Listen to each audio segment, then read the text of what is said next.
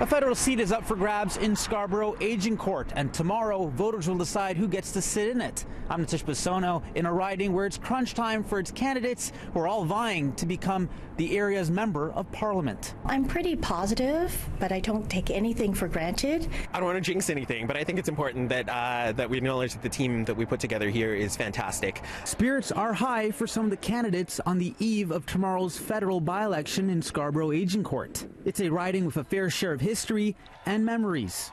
For the past 30 years, it's been a predominantly liberal riding, last represented by the late Arnold Chan. His wife, Jean Yip, wants to take over the seat left empty after he died back in September. It would be very special. I think he would be very proud. In part, it's for him because the community has given him so much, as well as our family, and I wanted to give back.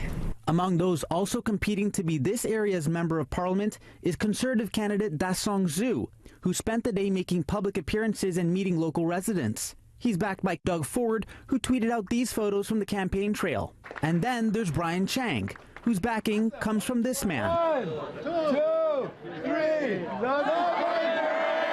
the new leader of the NDP, Jagmeet Singh. Chang is optimistic this riding will elect change tomorrow. People are excited about Jagmeet Singh as the new leader of Canada's NDP. They're bringing him up at the door. They're bringing up the issues that matter to them, like precarious work, like affordable housing, like the lack of access for transit, and climate change. These things are coming up at the door, and we're happy to respond to them. And while the federal seat for this riding is important to these candidates, whoever wins this political battle knows the war is far from over.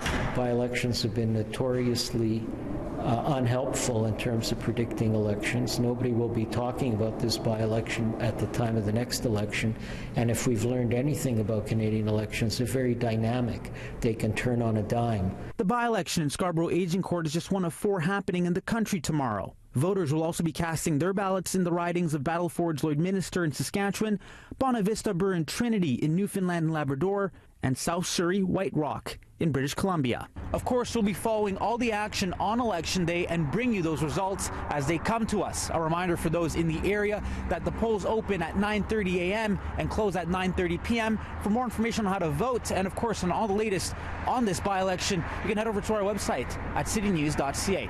From Scarborough-Agincourt, I'm Nitish Bissonauth, City News.